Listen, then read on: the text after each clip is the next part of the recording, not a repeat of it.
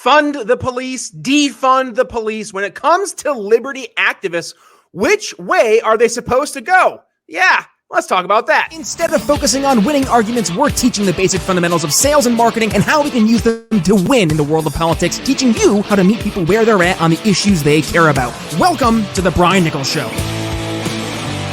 Well, hey there, folks. Brian Nichols here on The Brian Nichols Show. Thank you for joining us on, of course, another fun-filled episode. I am, as always, your humble host, joining you live from our Cardio Miracle Studios here in lovely Eastern Indiana. Yes, The Brian Nichols Show, powered by AMP America. Really excited to be part of the AMP America team. And The Brian Nichols Show, yours truly, powered by Cardio Miracle. And guys, I gotta tell you, the Cardio Miracle difference is 1,000% real. I say that as someone who I've been using Cardio Miracle now for about 6+ months, and I'm seeing the impacts for myself firsthand. A family history of lower blood pressure. I was like, I guess this is my life. But no, Cardio Miracle actually was quite a surprising, awesome tool that I actually can now implement into my supplements as I go through every single day, morning and night. I'll take some Cardio Miracle. I got to tell you that the pump at the gym, better sleeps at night, all that and more. The secret ingredient, nitric oxide,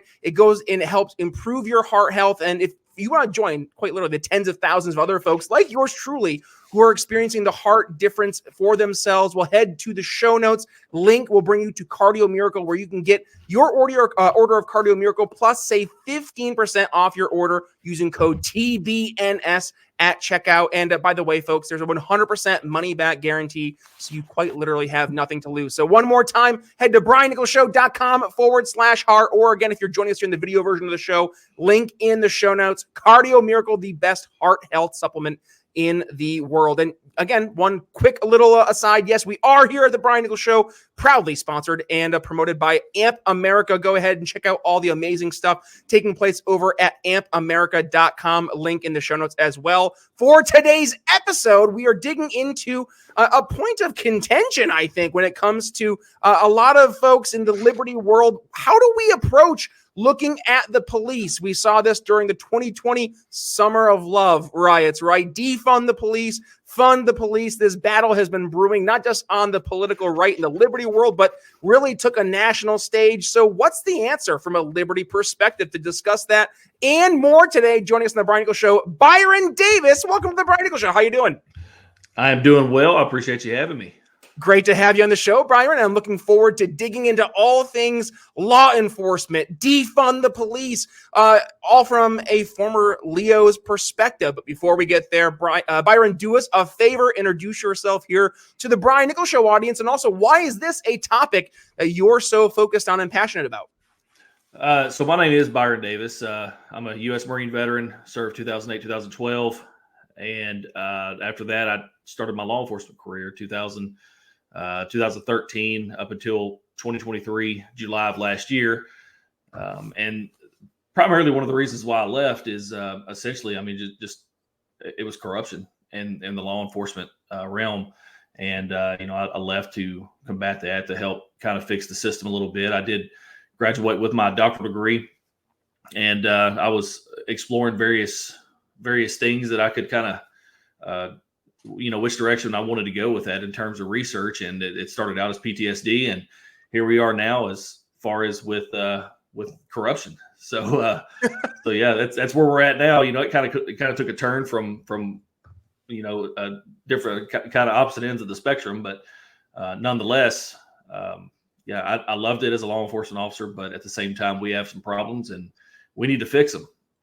Let's talk about that, Byron. That's why you're on the show today, right? So absolutely. Talk about corruption. Libertarians who are in the audience, both big L and small L, hear corruption in law enforcement, and they say, yeah, no, duh. We've been saying that for 40, 50 years. Yeah. More recently, a lot of folks on the political right, more conservatives, looking at the FBI, CIA, NSA, raising an eyebrow. Yeah, they're like, what are you doing with all those powers to spy on your average American citizen over there? And they're like, nothing, unless you got something to hide.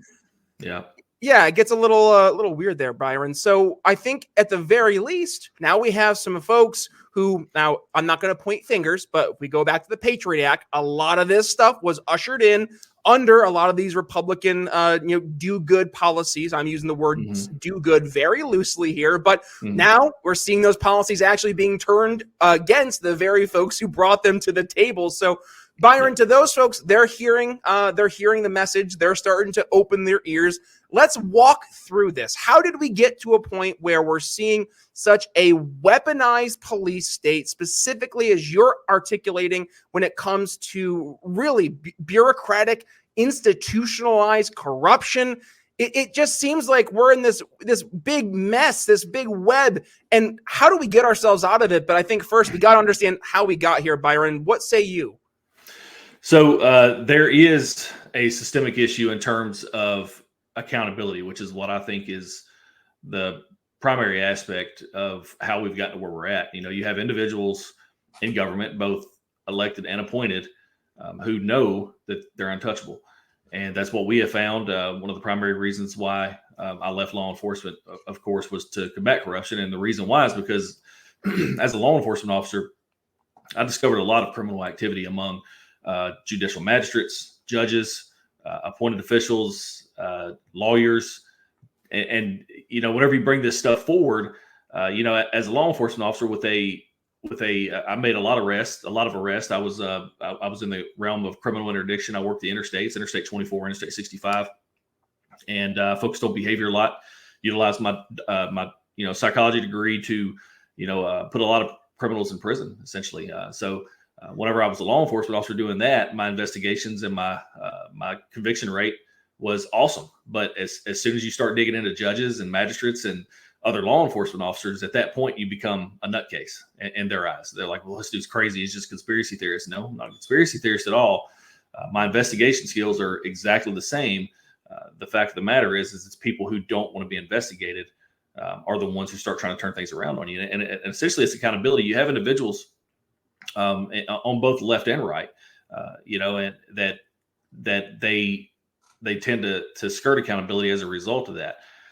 So I think that's one thing that we need to focus on. I'm really big on term limits, and Tennessee tends to struggle with this.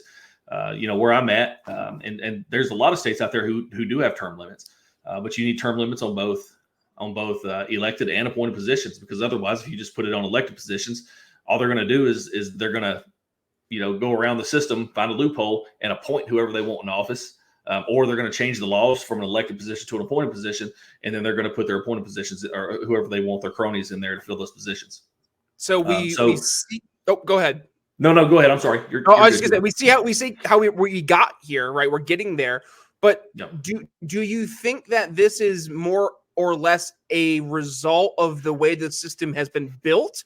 Or do you see this as more nefarious actors who have been coming in more recent years to really manipulate the system? Or is it something completely out that's different that maybe I'm not seeing and the audience isn't seeing? I think it is a.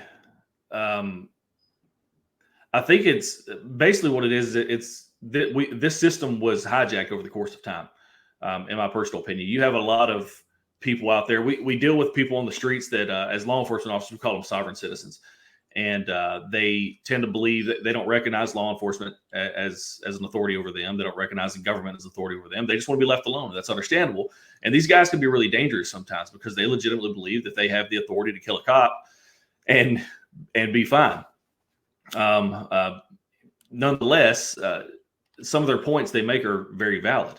But what I think it is whenever you hear Donald Trump talk about the deep state, for example, and I think this is very, very, very important for people to hear, that they just they can't make that connection between the federal or the national level down the local level. When Donald Trump's talking about the deep state, anyone who believes it, whether you see it as a conspiracy or not, the fact of the matter is there's our system from the top at the federal level all the way down to the local level has been hijacked, and it's been infiltrated by bad people, by individuals who want to enrich themselves and enrich their families. Not everybody hates America, but they've been put in positions to where, they're going to enrich their family. And they no longer have the best interest of the people in mind. And that's essentially what we're seeing at the local level. And that's what people want to, they always want to go after that federal level. But everyone watching this right here needs to understand that you need to tackle your local level, because the same people, the same money that is controlling people at the federal level is the same money that's controlling people at the local level. And that's where our issue lies, is because you have these people that are embedding ourselves in their system, and they're doing the exact same thing on the local level as they are at that federal level. So if you want to assist in taking down the deep state, if you believe that, or even if you don't, I personally do. I think we do have a deep state in the world, and in the United States, it's horrible that they do horrible things. And if you want to tackle that, you have to get involved at your local level, and you have to start recognizing the fact that you have a lot of bad people in these positions that are taking advantage of their positions. And if you want accountability, you have to get involved.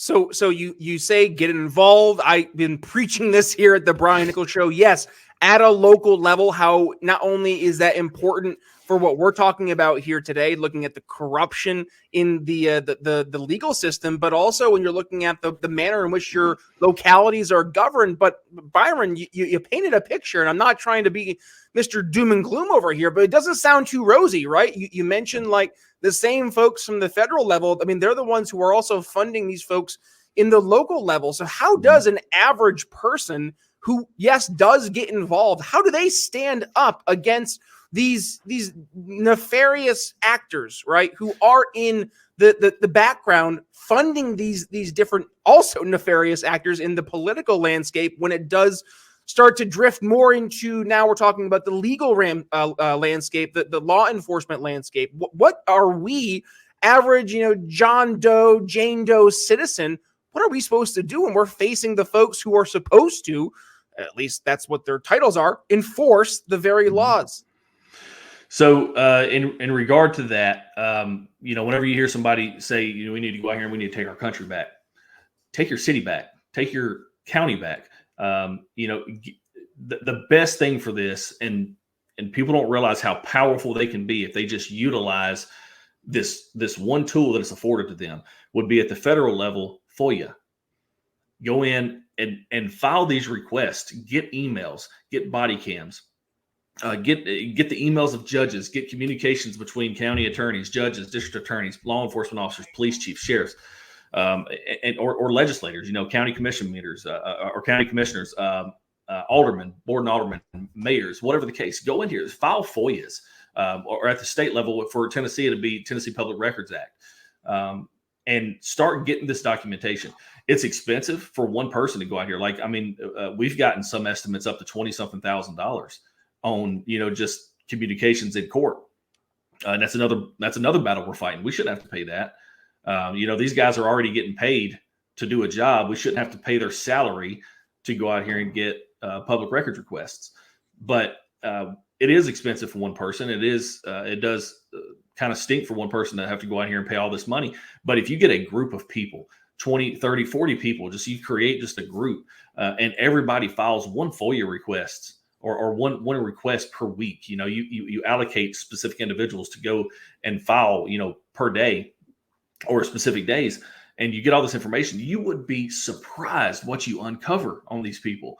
They'll do everything they can to hide it by redacting and by saying, that's attorney-client privilege, whatever the case. But you would be surprised. We have caught people in theft. We have some of the things we've done has led to resignations. There's a Tennessee Bureau of Investigation going on, or a TBI investigation going on right now on a current magistrate in the county that we're in. There's been another investigation that we sparked about 4 years ago into another magistrate altering government documents. And what we've done has led to several resignations. If you just go out here and if you get just file these requests and review them, just sit down 30 minutes, an hour, per week, and just go flip through these documents and read emails. Some of the stuff you will find is insane. And that's one of the best ways, in my personal opinion, to get involved. It is tedious, but if you get a group of people to do it, and then you come together on like a Friday and you compile the information, what you'll find is insane. Brian Nichols here for Byron Davis. He's joining us on the Brian Nichols Show, powered by AMP America. Byron, I have a question for you. And I don't know. I don't want to be the doom gloom guy today, but I guess this sounds great. Like, let's get these bad actors out of positions of power where they can violate their oath of office. But then I'm like, well, then what? How do we keep bad actors from then filling the roles of the bad actors that we just kicked out? Because at the end of the day, and we know this because in the liberty world, everything is economics, right? There are incentive structures that are in place that will incentivize this nefarious actor role to constantly pop up. Is so long as the power structure remains the same. What's an average person to do to correct this, to make sure we're not having this just everlasting, evergreen cycle of nefarious actor after nefarious actor, all of our hard work be damned? Yeah, and that's where the citizens have to people have to start. They have to be willing to run for office too. I mean, I live in a county of around 250,000 people. It's not uncommon for certain candidates to run unopposed, and it's because people just don't want to get involved. And if we expect to change anything, we have to get involved. Like you said, like you push consistently on this show, is you have to get involved. You can't allow these people to just run unopposed. And in the event that they do continue to just place their cronies in these positions, put the pressure on them, stay on them. Just us alone, and what we do, just me and a few other people. I mean, we've got the ears of a lot of people in this county, and we've instilled fear in a lot of these government officials, saying like, are they going to find out about me next? And with us being, former law enforcement and former magistrates and individuals who can investigate and have the ability to dig into things and have the resources, it does spark fear in some of these guys. And that's what these individuals can do who want to get involved. You've got to run for office. You've got to get involved in, and I know a lot of people, they don't really like the political thing. They don't like going to political events, but I'm not a big fan of the GOP right now, but I still go to their events. I still go in there. I still meet people. People see me. They know who I am. Whenever they see me in there, they either come talk to me or they avoid me like the plague. And that's exactly the way it should be. I'm respectful. I'm not disrespectful to people. I'm kind. I'm nice. I'll do anything for anybody if they need help, to the point in which I can. But be seen, get involved at these events and start getting involved in these elections is the biggest thing that we have to do. And in the event that you don't get involved, keep putting pressure on them. Make their life miserable. If they're going to if they're accountable to us. Whenever I was a law enforcement officer, as a sheriff's deputy, I was accountable to you. And I understood that. I took the Constitution. I took very, very seriously. But I knew that I was accountable to the people. And when somebody says I pay your salary, I didn't argue with them. It's the truth, and that's what these people need to understand, because they tend to forget that. They get in these positions, they get comfortable, they get confident, and they tend to forget that they work for you and I. Byron, what's your perspective on the Back the Blue movement? I'm a avid supporter of law enforcement, and I always will be. I do understand that you have individuals out there who they make it hard. They make it hard on us because they do stupid stuff quite often, and that comes down to several different aspects. One being training, and two being the subpar standards that we have implemented throughout the United States to become a law enforcement officer. On the other hand, I understand also that people want us less involved in their lives. So there are certain aspects that I disagree with in being a law enforcement officer, and asset forfeiture is one of them. I think it should go away. Is it a good tool for law enforcement to use to kind of put a hurting on large? By the way, Byron, for the folks who aren't familiar, could you just maybe a little bit more elaborate on asset forfeiture and why it's such an issue? Yeah, sure. So asset forfeiture is the ability for me as a law enforcement officer, if I stop you and you have narcotics in the vehicle, and then along with those narcotics, let's say you have $100,000 cash, I have the ability to seize that money and the narcotics along with your vehicle due to asset forfeiture laws. The problem with that is that you have there's not a lot of law enforcement officers out there who abuse this, but it doesn't take a whole lot to abuse it for it to hurt everybody. Because if you take $10,000 off somebody on the road, and that's not drug money, and you just took it because they have a lot of money on them. It's a lot of money to a law enforcement officer. That hurts people. And that happens quite often to where you have to make that nexus. Whenever I worked narcotics, I was a canine handler. We did not take your money unless we knew that it was drug money. We knew for a fact, meaning we had text messages. We had already been conducting an investigation. We had you.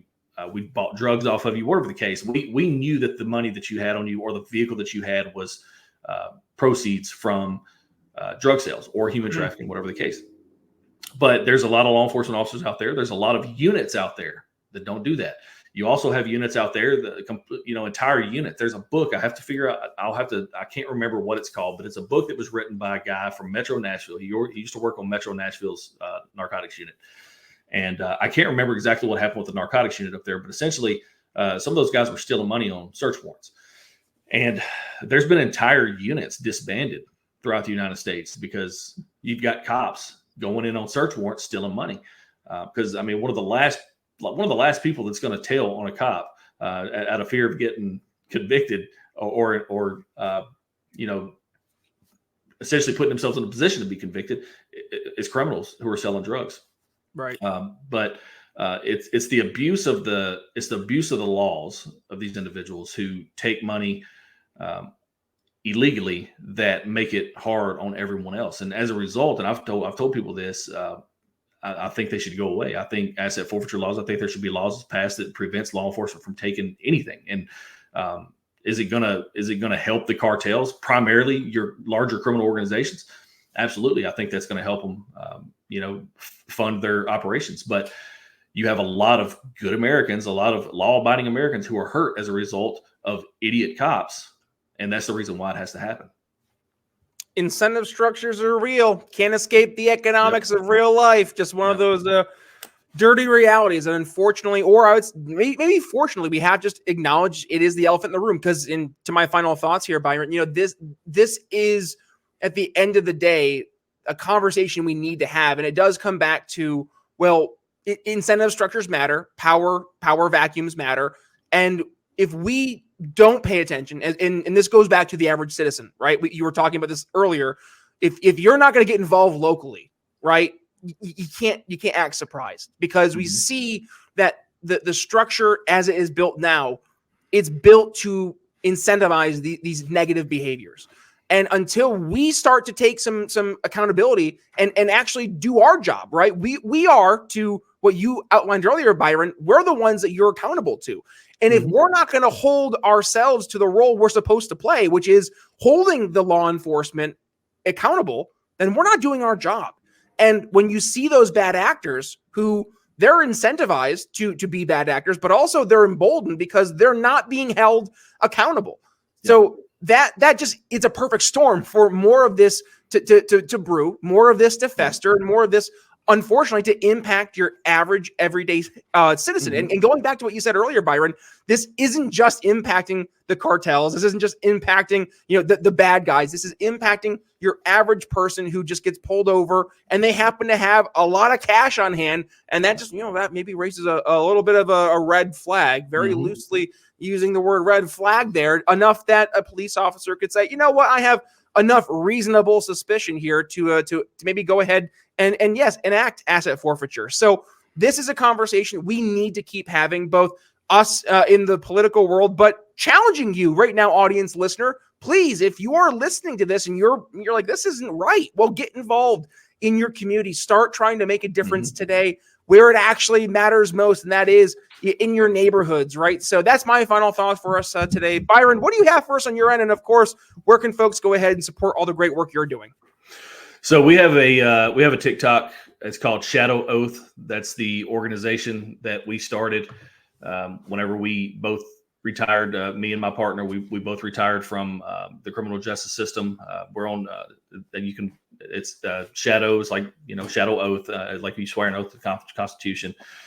And final thoughts in terms of what kind of what I spoke about in terms of the cartels.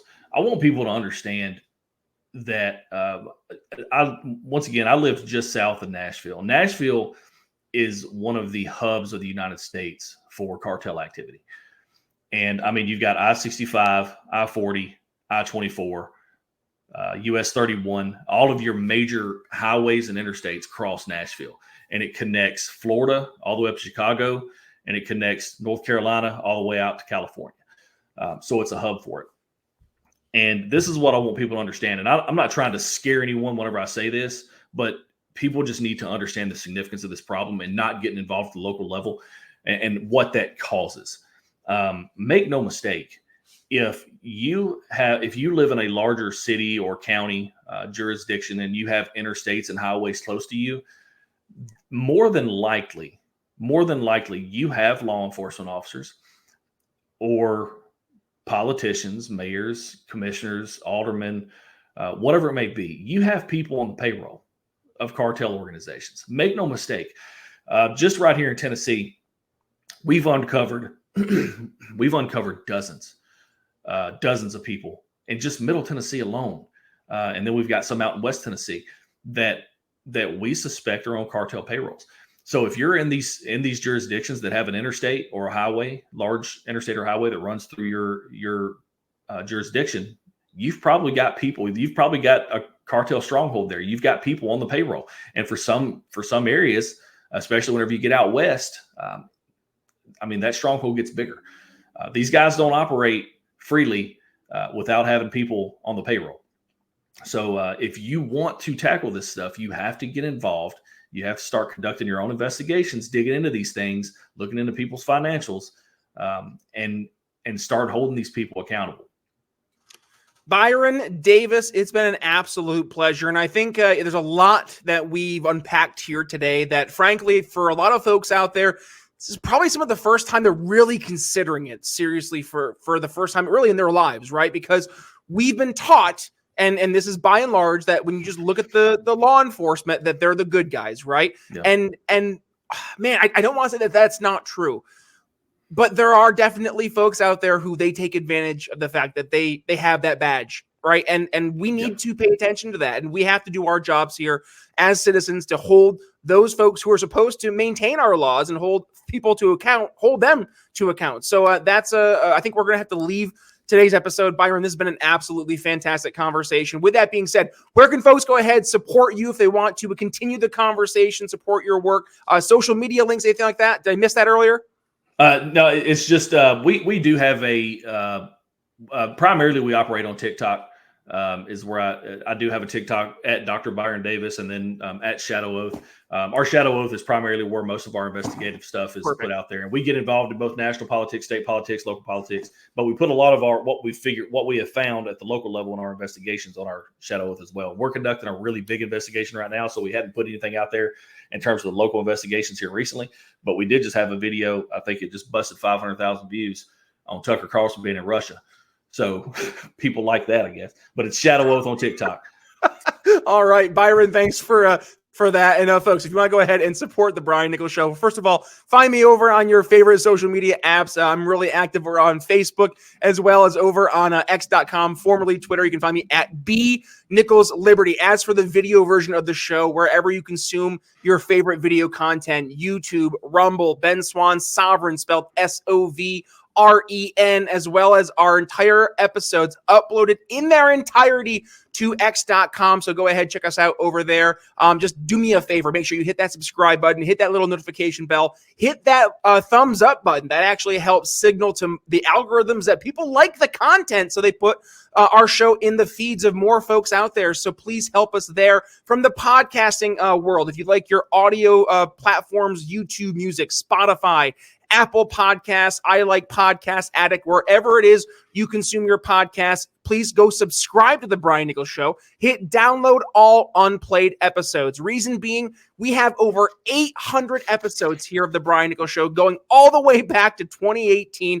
And I guarantee with the 800 plus guests we've had here on the show, at least a handful of them are going to leave you educated, enlightened, and informed. I guarantee maybe more than a handful. We have quite literally hundreds of other guests. So please go through the archives. Lots of goodies there.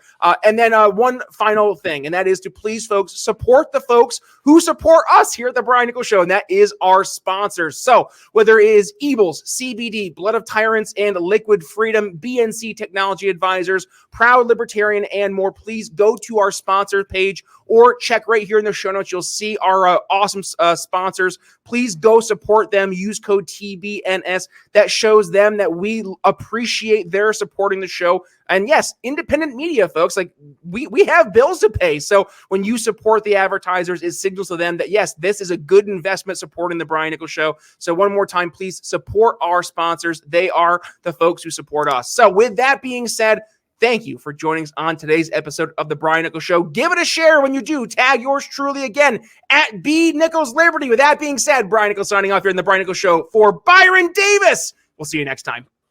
Thanks for listening to the Brian Nichols Show. Find more episodes at briannicholsshow.com.